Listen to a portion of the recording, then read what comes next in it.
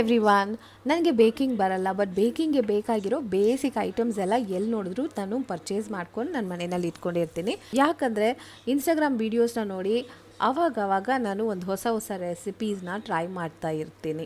ಇವತ್ತು ನಾನು banana cake ಮಾಡೋಣ ಅಂತ ಶುರು ಮಾಡಿದ್ದೀನಿ. ಯಾಕಂದರೆ ತುಂಬ ರೈಪ್ ಆಗಿರೋ ಬನಾನಾಸ್ ಮನೆಯಲ್ಲಿತ್ತು. ವೇಸ್ಟ್ ಮಾಡೋದು ಯಾಕೆ ಅಂತ ಹೇಳ್ಬಿಟ್ಟು ಒಂದು ಕೇಕ್ ಮಾಡೋಕ್ಕೆ ಎಲ್ಲ ಇಂಗ್ರೀಡಿಯೆಂಟ್ಸು ಒಂದು ಸೇರಿಸ್ತಾ ಇದ್ದೀನಿ.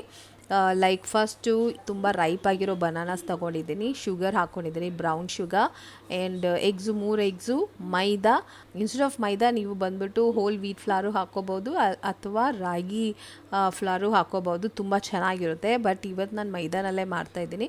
ವನಿಲಾ ಎಸೆನ್ಸ್ ಹಾಕಿದ್ದೀನಿ ಬಿಕಾಸ್ ಎಗ್ಸ್ ಎಲ್ಲ ಹಾಕಿರೋದ್ರಿಂದ ನಮಗೆ ಎಗ್ ಸ್ಮೆಲ್ ಬರುತ್ತೆ ಅಂತ ಹೇಳ್ಬಿಟ್ಟು vanilla essence, Chacko chips add ಮಾಡ್ತಾಯಿದ್ದೀನಿ ಮತ್ತು ಮೆಲ್ಟೆಡ್ ಬಟರ್, ಅಷ್ಟೇ ಇಂಗ್ರೀಡಿಯೆಂಟ್ಸ್. ಐಟಮ್ಸ್ ಎಲ್ಲ ಚೆನ್ನಾಗಿ ಮಿಕ್ಸ್ ಮಾಡಿಬಿಟ್ಟು ಈ ಥರ ಒಂದು ಟಿನ್ನಲ್ಲಿ ಟ್ರಾನ್ಸ್ಫರ್ ಮಾಡಿಬಿಟ್ಟು ನಾನು ಮೈಕ್ರೋವೇವಲ್ಲೇ ಬೇಕ್ ಮಾಡಿದ್ದೀನಿ. ಇವತ್ತು 180 ಡಿಗ್ರಿ 25 ಮಿನಿಟ್ಸ್ ಕನ್ವೆಕ್ಷನಲ್ಲಿ ಹಾಕಿಬಿಟ್ಟಿದ್ದೀನಿ. ಚೆನ್ನಾಗಿ ಬಂತು ಕೇಕು.